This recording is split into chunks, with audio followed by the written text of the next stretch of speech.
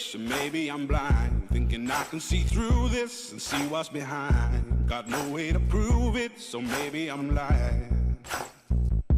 But I'm only human after all. I'm only human after all. Don't put your blame on me.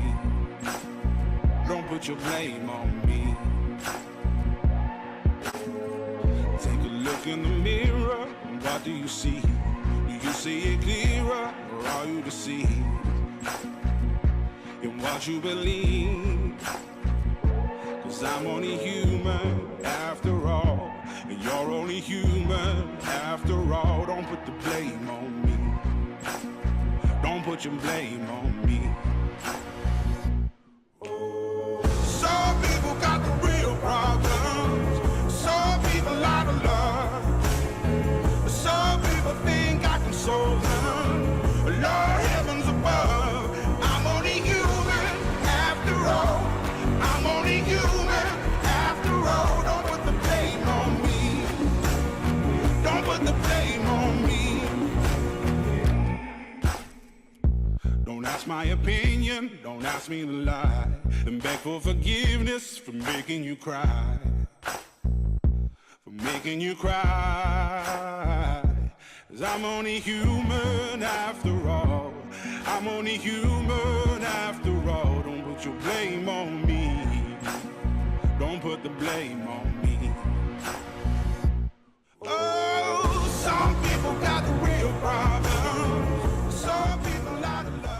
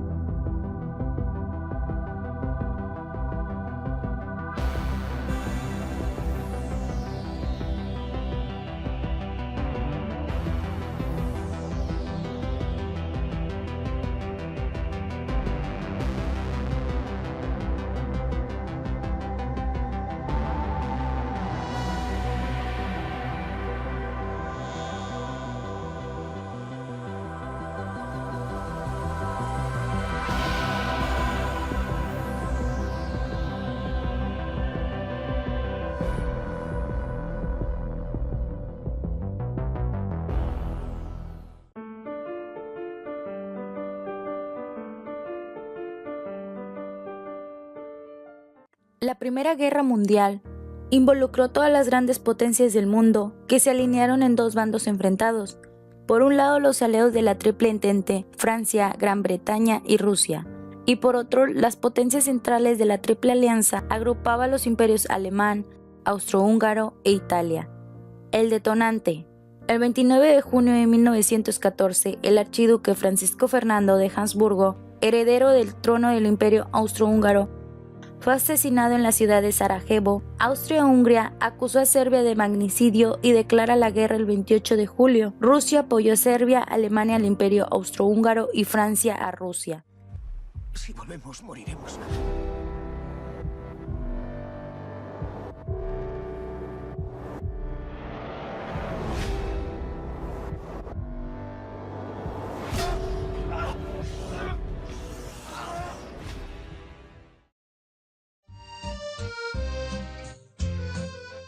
La Segunda Guerra Mundial. El 1 de septiembre de 1939, pero hasta llegar a ese primer ataque, hubo un largo recorrido de tensión entre las potencias, un tire y afloja que duró años hasta que finalmente estalló la chispa, tras la firma del Acuerdo de Múnich.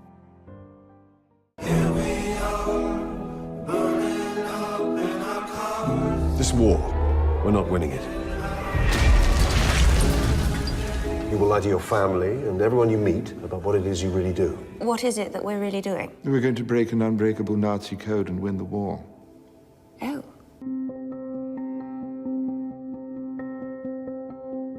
Muro de Berlín. Al finalizar la Segunda Guerra Mundial, tras la división de Alemania, Berlín también quedó dividida en 4 sectores de ocupación: soviético, estadounidense, francés e inglés. Las malas relaciones entre los comunistas y los aliados fueron creciendo hasta llegar al punto en que surgieron 2 monedas, 2 ideales políticos y finalmente 2 Alemanias: la República Democrática Alemana comenzó a darse cuenta de la pérdida de población que sufría, en especial la pérdida de las personas con más dinero, y la noche del 12 de agosto de 1961 decidió levantar un muro provisional y cerrar 69 puntos de control, dejando abiertos solo 12. El muro de Berlín acabó por convertirse en una pared de hormigón de entre 3.5 y 4 metros de altura, con un interior formado por cables de acero para aumentar su resistencia. En la parte superior colocaron una superficie semisférica para que nadie pudiera agarrarse a ella. Entre 1961 y 1989, más de 5.000 personas trataron de cruzar el muro y más de 3.000 fueron detenidas. Alrededor de 100 personas murieron en el intento, la última de ellas el 5 de febrero de 1989. La destrucción de este muro fue a partir del 9 de noviembre de 1989. Hey, you. Yes, you, the one who clearly seems to have burned the midnight oil.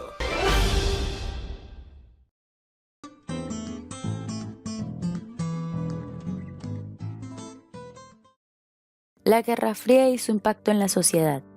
Comprendida entre 1947 y 1991 por los gobiernos de Estados Unidos y la Unión Soviética, afectó la vida política y económica de innumerables naciones por todo el planeta.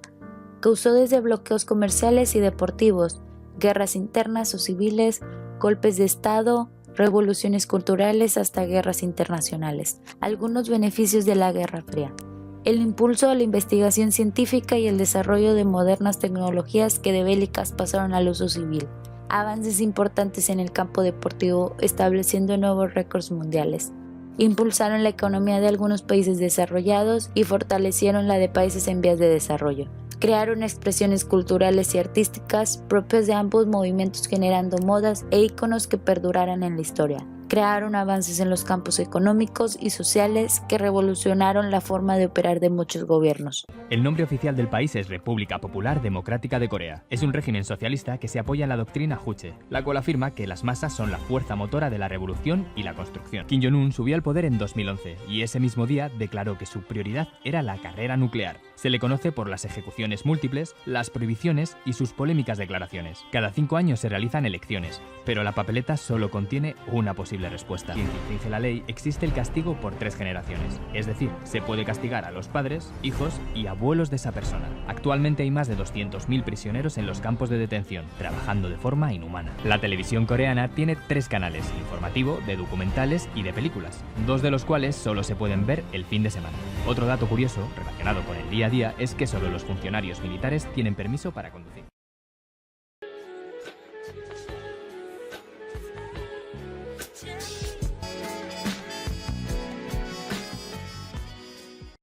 El Plan Marshall, oficialmente llamado Programa Europeo de Recuperación, una iniciativa de Estados Unidos para ayudar a la Europa Occidental, en la que los estadounidenses dieron ayudas económicas por valor de unos $13.000 millones de la época, para la reconstrucción de aquellos países de Europa devastados tras la Segunda Guerra Mundial. El plan estuvo en funcionamiento durante 4 años. Los objetivos de Estados Unidos eran reconstruir aquellas zonas destruidas por la guerra, eliminar barreras al comercio, modernizar la industria europea y hacer próspero de nuevo el continente. Todos estos objetivos estaban destinados a evitar la propagación del comunismo, que tenía una gran y creciente influencia en la Europa de posguerra.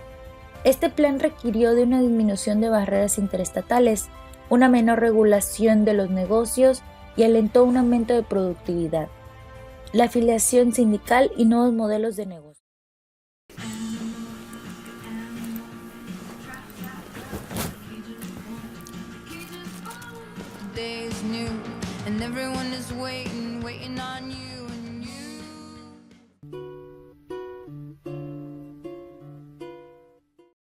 La reestructuración urbana de los Smithson. Proponiendo un ordenamiento urbano que tiene en cuenta cómo se agrupa la gente, plantean que el fenómeno esencial de las ciudades no es solamente el crecimiento, sino principalmente el cambio. Por lo tanto, deberían diseñarse estructuras urbanas que acepten la mutabilidad de sí misma. El brutalismo es un estilo arquitectónico que se asoció con las ideologías de utopías sociales que tendían a promover sus diseñadores, especialmente Allison y Peter Smithson. La idea del brutalismo como bien dice el nombre, es expresar los materiales en bruto, el fracaso de la formación de comunidades positivas en estructuras brutalistas, posiblemente debido al proceso de decaimiento urbano que tuvo lugar tras la Segunda Guerra Mundial, es especialmente en el Reino Unido, privó tanto a las ideologías como al movimiento de popularidad.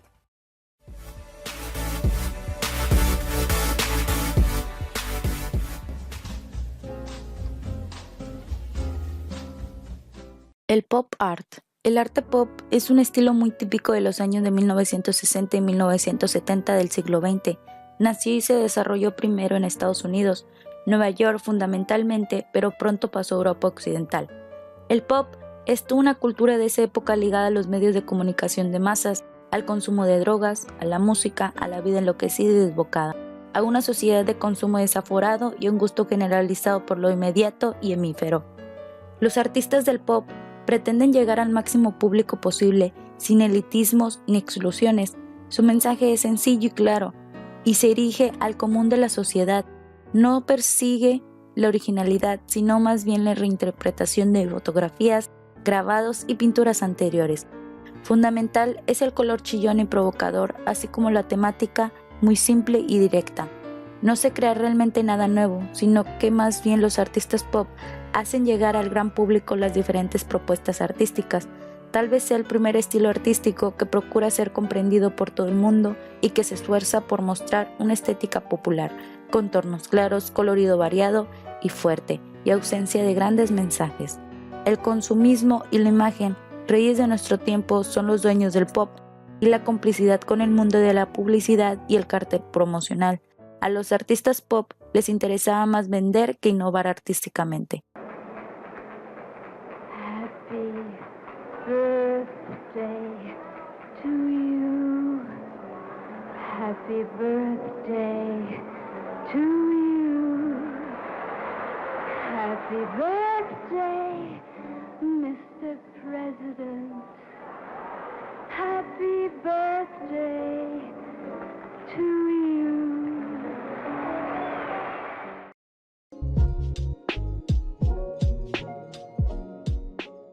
Abstracción. La abstracción acentúa las formas abstrayéndolas, alejándolas de la imitación o reproducción fiel o verosímil de lo natural.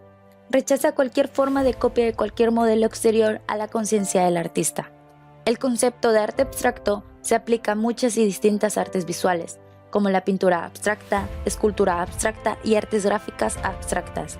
Su aplicación a otras artes plásticas como la arquitectura abstracta o a artes no plásticas como la música abstracta, la danza abstracta o literatura abstracta es menos evidente, pero existe un bibliográfico de tales expresiones.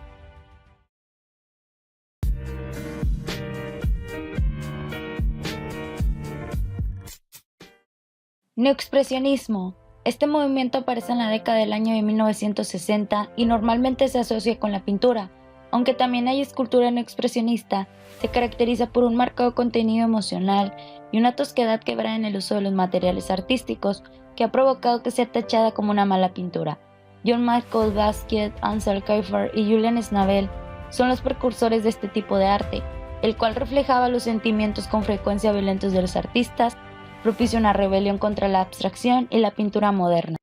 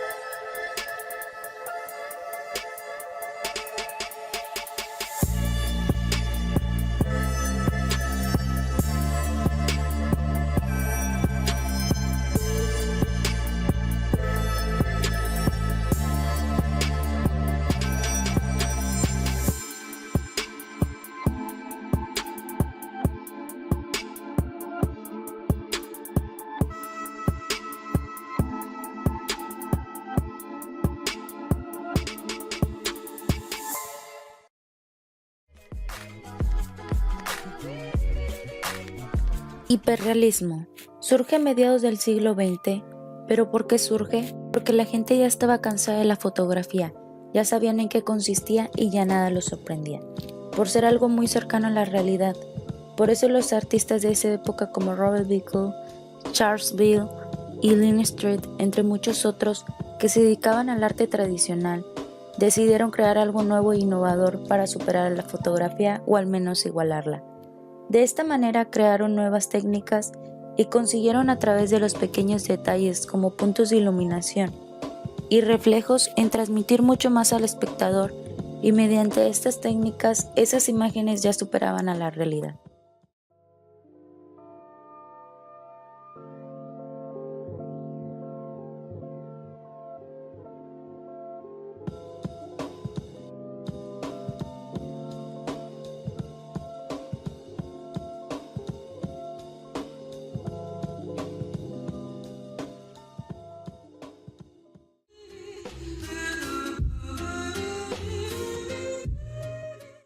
Performance Art.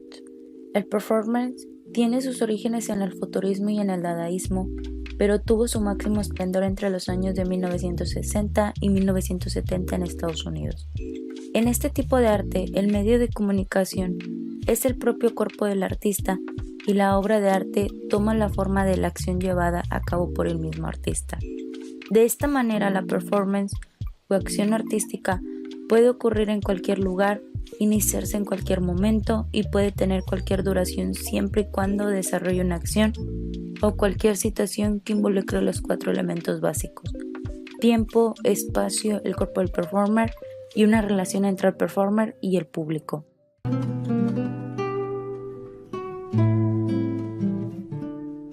Arte mexicano. En el año de 1950 a 1985, la Revolución Mexicana fue una etapa de inestabilidad política, desorganización y cambios de enfoques que tuvo el país durante mucho tiempo. Posteriormente, en 1920, la nación tuvo un periodo de estabilidad aparente. Fue entonces cuando el secretario de Educación Pública, José Vasconcelos, se puso la meta de educar a las masas a través del arte público. Es así como la semilla del muralismo fue plantada con los 3 mayores exponentes mexicanos: José Clemente Orozco, Diego Rivera y David Alfaro Siqueiros. Estos muralistas marcarían el único modo de expresión artística, una obsesión por aceptar y pintar solamente modelos nacionalistas que estuvieran de acuerdo con la Escuela Mexicana de Pintura. Estos murales de Cuernavaca representan para mí el momento en que he tenido mayor posibilidad material, económica, para realizar una obra de gran magnitud.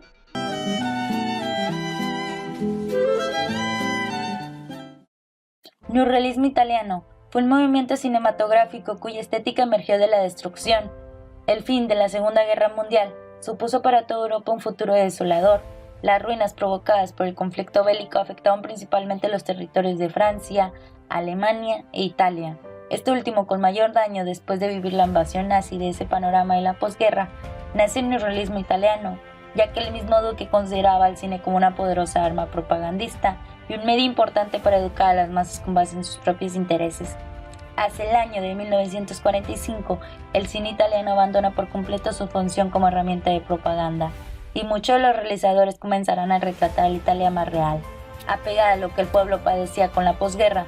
En el caso de este movimiento, los bombardeos sobre la capital condicionó a los autores a voltear hacia el otro lado, a conducir la mirada hacia las casuchas a la periferia de Roma. Se exploraron nuevos espacios.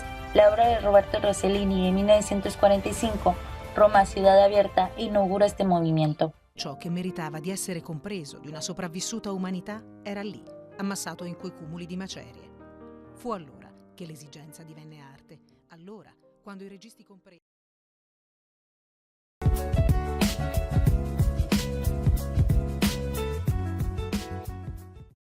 La posmodernidad en la arquitectura es la respuesta a la contradicción al esquizofrénico estilo moderno, ya que en este estilo se estaban generando nuevas tendencias y nuevas ideas, mientras que en el posmodernismo se quiere retomar a los clásicos, pero con la utilización característica de nuevos materiales. La transformación al posmodernismo se generó por medio de los nuevos materiales como el acero inoxidable y el cristal, así como por nuevas necesidades. Realmente el posmodernismo no tiene características particulares como las corrientes que lo anteceden, es un eclecticismo inmediato del pasado y el presente. En la mayoría de los casos se recurre a una especie de neoeclecticismo y desde el punto de vista urbano se busca recuperar la calle, la edificación a pequeña escala, así como también la riqueza visual de formas.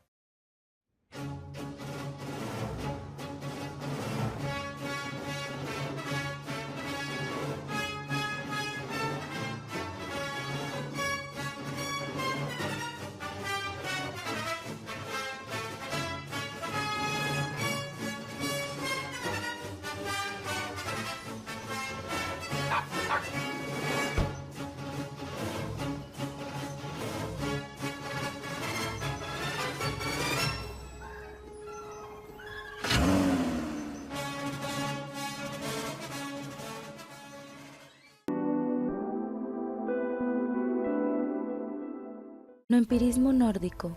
La arquitectura nórdica surge entre una metodología empírica que intenta integrar el ambiente y entender cada situación concreta. Utiliza el racionalismo como método básico de proyección. Se desarrolla especialmente en Suecia y Noruega, pero logra tener una gran difusión en todos los países escandinavos a lo largo de los años de 1940 y 1950. Se pretendió crear una arquitectura a raíz vernácula. Así se persigue la espontaneidad y la adaptabilidad del edificio a los materiales tradicionales y se intenta recuperar la comodidad doméstica en el sentido común, la textura y el color tradicional, la fantasía y el gusto por la decoración, una conciliación entre modernidad y tradición.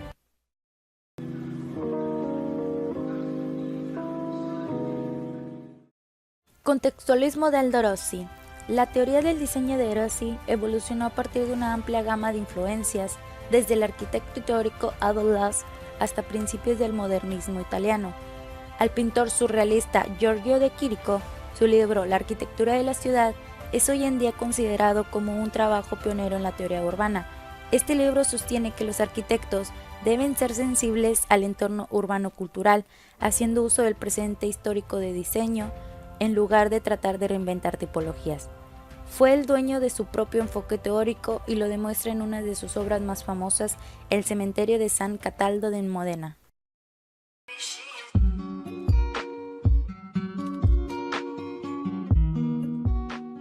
La sociedad postindustrial.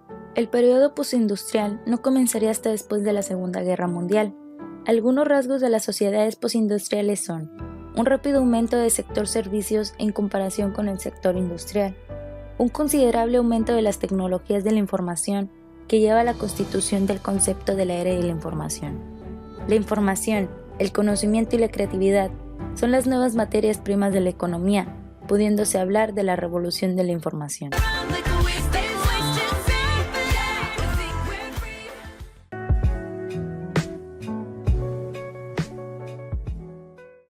La globalización e internalización. La primera fase de la globalización moderna comenzó al principio del siglo XX con la Primera Guerra Mundial. En el siglo XIX, Gran Bretaña se convirtió en la primera superpotencia económica mundial por su superior tecnología de manufactura y sus comunicaciones globales mejoradas como sus barcos a vapor y ferrocarriles. El siglo XIX presenció la llegada de la globalización acercándose a su forma actual. La industrialización permitió la producción barata de artículos corrientes usando las economías de escala, mientras el rápido crecimiento de la población creaba una demanda sostenida de materias primas. En este periodo fue el imperialismo del siglo XIX el que le dio forma a la globalización. Después de la Guerra del Opio y la finalización de la conquista de la India por el Imperio Británico, gran cantidad de habitantes de esas regiones se volvieron consumidores de los productos que los europeos exportaban. En este periodo, las áreas de África subsahariana y las islas del Pacífico fueron incorporadas al sistema mundial. Mientras tanto, la conquista de nuevas partes del mundo, notablemente el África subsahariana, produjo recursos naturales valiosos como el caucho, diamantes y carbón, y ayudaron al comercio y la inversión entre los poderosos imperios europeos, sus colonias y los Estados Unidos.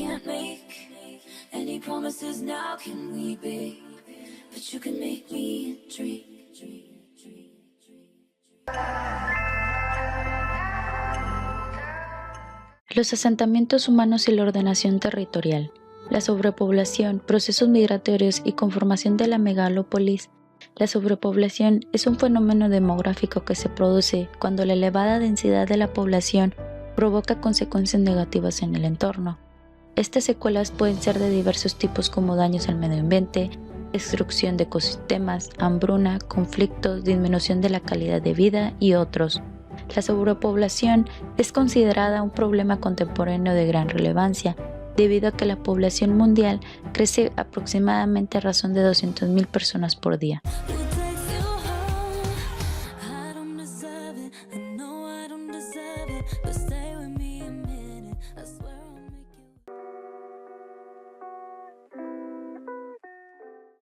La degradación ambiental y el cambio climático planetario. La degradación ambiental la causa olvidada. En la actualidad miles de personas abandonan sus hogares rompiendo con el arraigo que les ataba a su tierra, a su cultura y probablemente a su familia.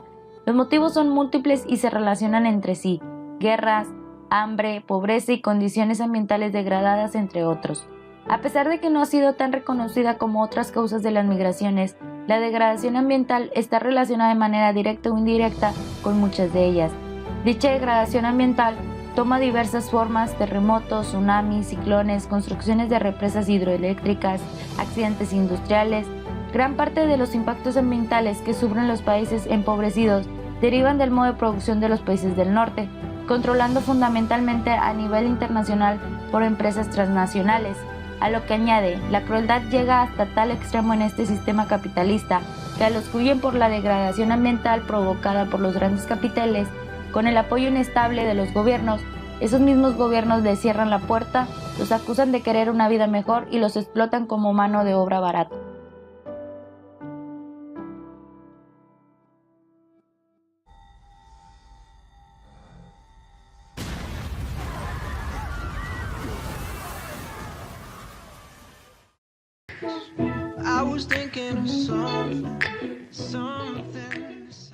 Las propuestas urbanas de Archigram. La década de los 60 se caracterizó por las numerosas creaciones de utopías arquitectónicas. Las más representativas son las del grupo inglés Archigram, quienes pretendían despertar el interés de la gente común por la arquitectura. Este grupo proponía soluciones a los problemas que encontrarán en el funcionamiento de una gran ciudad. El caos urbano era causado, entre otras cosas, por la mezcla de los diferentes transportes en un mismo espacio. Había problemas de ruido, de incomodidad e inseguridad para el peatón. El ideal del grupo Archigram era lograr con los adelantos de la tecnología que la persona tuviera el control sobre su entorno y la unión de las palabras tecnología y utopía, ya que ambas dan la idea de una vida mejor. La Plague in the City es el más claro ejemplo de la utopía tecnológica.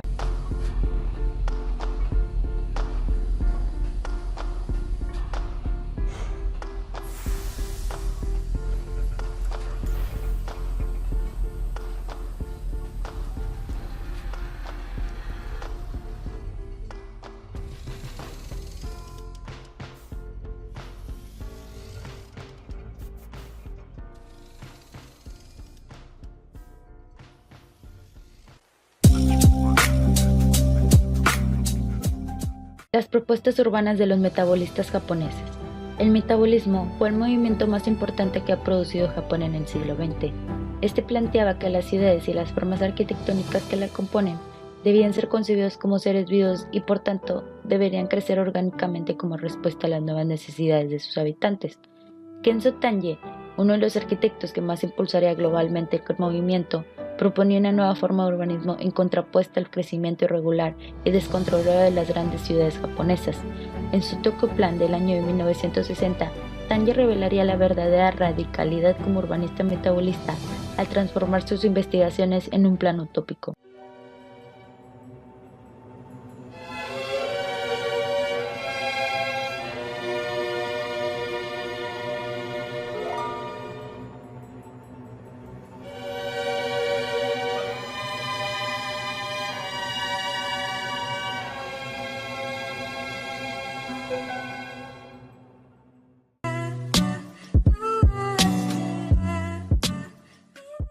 La neofiguración.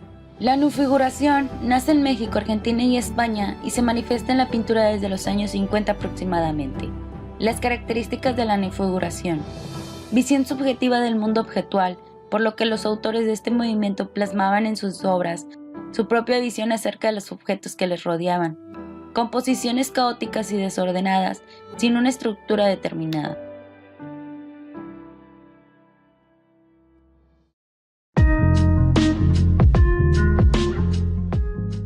El arte conceptual. Arte conceptual refiere a un movimiento que emergió a mediados de los años 60 y que apropia ideas más allá de los componentes formales o visuales de la obra de arte tradicional. Los artistas que se vieron envueltos en esta expresión fueron motivados por el reto de subvertir los presupuestos acerca del arte, conceptos como belleza, calidad y la diferencia entre un documento y una obra de arte. El arte conceptual representa una extensión de urgencia de la autorreflexión y el autocriticismo del arte moderno. Desde Manet, los artistas han estado cuestionando varios aspectos del arte, el soporte de material, el carácter de la audiencia, así como las instituciones que le confieren un valor a la obra. Los artistas conceptuales solamente dieron un empujón más al abandonar los medios tradicionales. Los artistas conceptuales no solamente se valen de diversos medios y plataformas para presentar la idea de su obra, sino que también se salen de los espacios convencionales para trabajarla y exhibirla.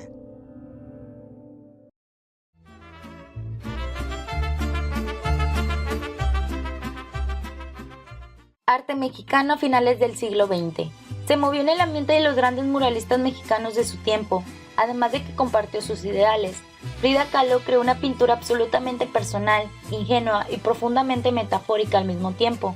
Hoy en día no existe nadie que no conozca a Frida Kahlo y su peculiar mirada, pero lo que más sorprende en su forma de vivir, teniendo siempre presente la muerte y el dolor, el sufrimiento y el amor, romances prohibidos, homosexualidad y una relación tormentosa con el amor de su vida, también condicionaron la obra que Frida nos legó.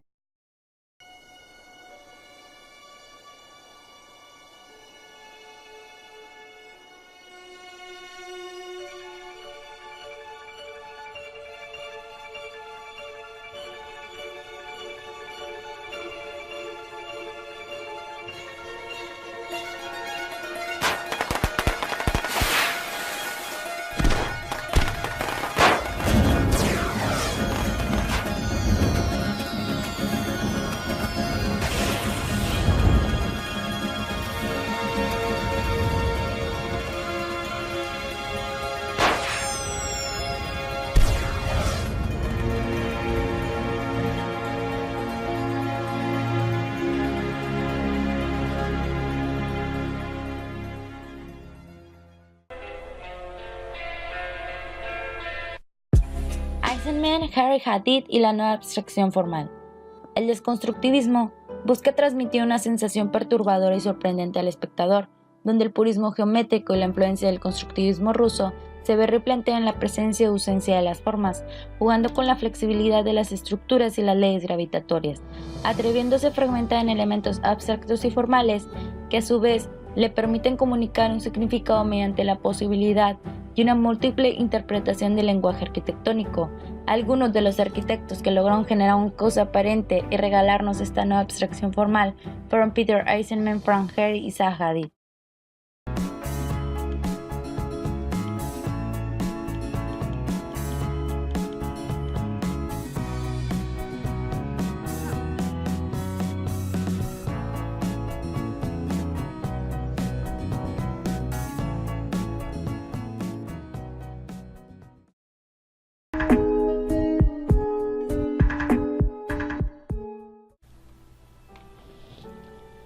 Stirling, Hollein, Focus, entre otros, y el sincretismo o no eclecticismo. El eclecticismo, impulsado principalmente por James Stirling y Hans Hollein en el año de 1860, marcó una nueva tendencia arquitectónica en la que a través de una mezcla de elementos de distintos estilos y épocas de la historia, la arquitectura nos regala algo nuevo, con características de las corrientes que toma, pero también con otras nuevas.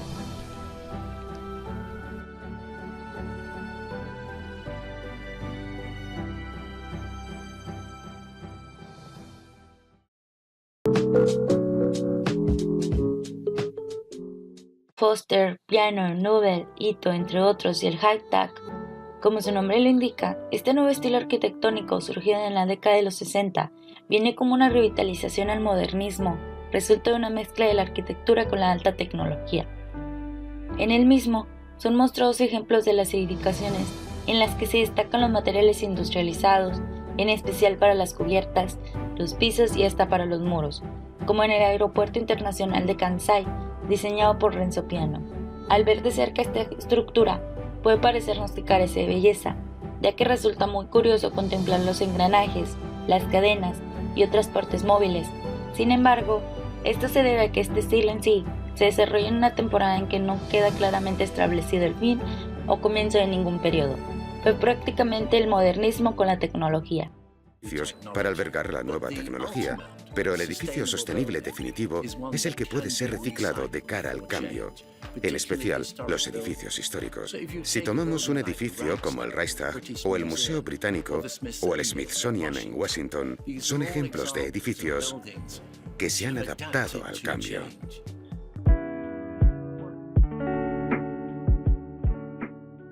Koolhaas, Ingalls y la propuesta nórdica. Esta propuesta surge como una reacción en contra del rígido formalismo que caracterizaba al movimiento moderno. Representa la espontaneidad, la adaptabilidad del edificio a materiales, texturas y colores tradicionales, y al lugar, de esta manera, logra combinar la organicidad de Alvar Aalto con la arquitectura vernácula. Los arquitectos Grim Koolhaas y Birger Ingalls en su propuesta nórdica dividieron la obra en 3 etapas. La etapa inicial, que es la relación del edificio con el paisaje, seguido de la combinación entre plataformas masivas y cubiertas leves.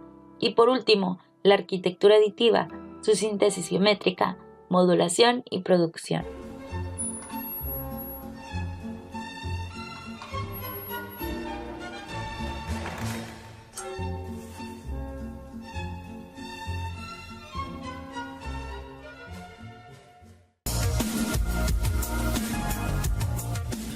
Tadao Ando y la búsqueda de una arquitectura humana.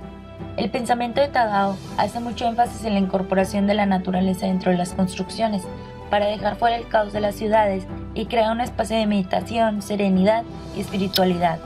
La arquitectura humana está basada en la construcción con formas geométricas simples, las cuales, con el uso de la luz y los materiales, pueden llegar a crear espacios trascendentes. Como dice el mismo Tadao, pienso que la arquitectura se torna interesante cuando se muestra este doble carácter, la misma simplicidad posible y a la vez toda la complejidad que pueda dotársele.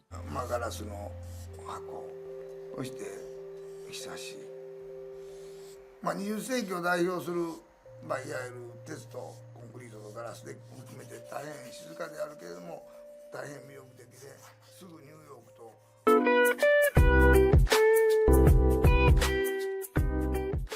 La arquitectura verde o sustentable. La arquitectura verde aboga por las fuentes de energía sostenibles, la conservación de la energía, la reutilización y la seguridad de los materiales de construcción y la ubicación de un edificio teniendo en cuenta su impacto en el medio ambiente. Los pioneros influyentes que apoyaron este tipo de construcciones en el año de 1960 y principios de los 70 incluyeron al crítico arquitecto Lowes Montfort, al arquitecto de paisajes americanos Ian McCarthy y al científico británico James Lovelock. Ellos idearon el camino en la definición del diseño verde y contribuyeron significativamente a la popularización de los principios ambientales. Sus paredes vegetales también cubren el Museo del Muelle Branly de Artes y Civilizaciones en París, obra de Jean Nouvel. De regreso a Turín, nos adentramos en el patio de 25 Verde. Estos 50 árboles dispuestos como un pequeño bosque no solo proporcionan oxígeno, sino que también funcionan como un aire acondicionado. En verano su sombra refresca y en invierno, cuando pierden sus hojas, permiten que la luz se filtre en el interior del edificio.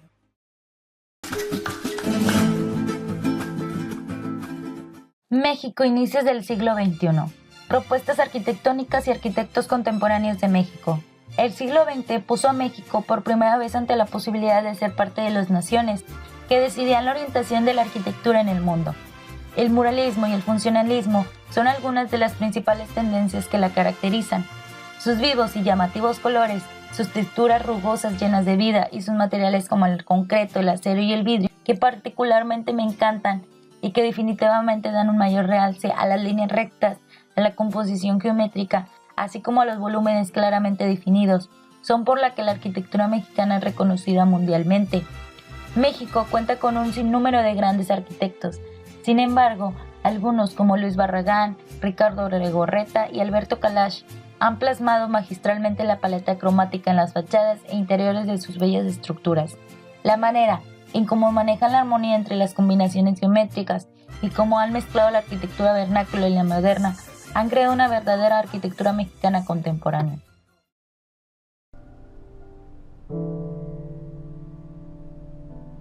Los colores vienen un poco influenciados por Chucho Reyes Ferreira, ¿no? Barragán dice, ¿van a aguantar el rosa? Seguro que lo van a aguantar. Usted ponga lo que usted quiera. Yo no pinto verdes, los verdes se los dejo a la naturaleza. El amarillo era su espiritualidad. Incluso nuestro altar principal pues es el pasillo y termina aquí en la alberca.